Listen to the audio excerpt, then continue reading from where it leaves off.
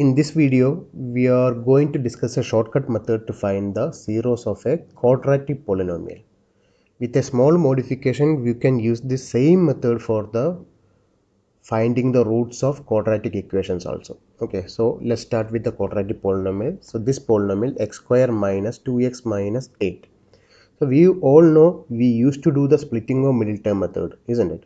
So splitting of middle term, how will you do this? You know, you should get two numbers such that their sum is minus 2 and the product is minus 8. Sum should be minus 2 and the product is minus 8. We know the numbers are minus 4 and 2. So once you get these numbers, next step what you'll be doing is you will be changing the signs. So minus 4 will become plus 4, 2 will become minus 2, and divide this with coefficient of x square. Coefficient of x square it is 1. So division with 1 is not required. So you can tell the zeros are minus 4 and minus 2. So this is the zeros, right? So basically this is a modification of splitting of middle term, but we are not writing all the steps. Okay, soon after getting the numbers we are coming to this. Okay, let's see one more example. Let's see this example. 6x square minus 7x minus 3. This is the quadratic polynomial.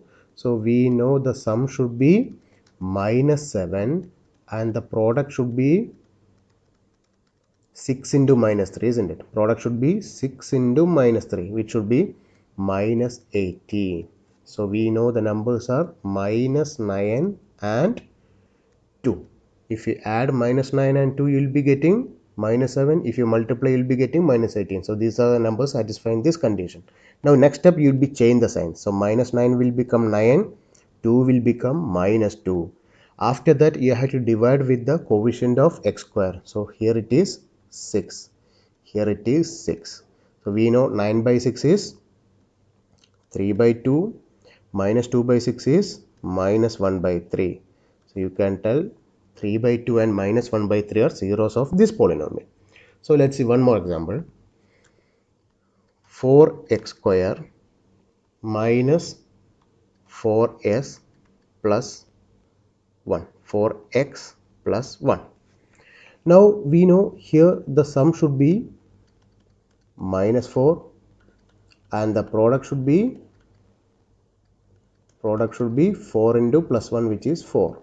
So we know the numbers are minus 2 and minus 2, isn't it? If you multiply minus 2 and minus 2, you will be getting plus 4. If you add, you will be getting minus 4. Now next step what you have to do, just change the sign. So these are the numbers satisfying this condition, sum and product. Now change the signs. So minus 2 will become 2. This minus 2 will become also 2. Now you have to divide this with coefficient of x square, which is 4. So you are dividing with 4, you are dividing with 4. So 2 by 4, 2 by 4. Your answer will be 1 by 2 and 1 by 2. So you got the zeros as 1 by 2 and 1 by 2, right? Let's see one more example. I'm doing this one. 3x square minus x minus 4.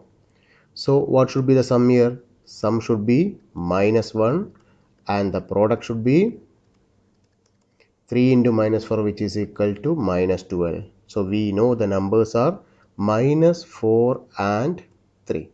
Minus 4 and 3, isn't it? If you add minus 4 and 3, you'll be getting minus 1. If you multiply minus 4 and 3, you'll be getting minus 12.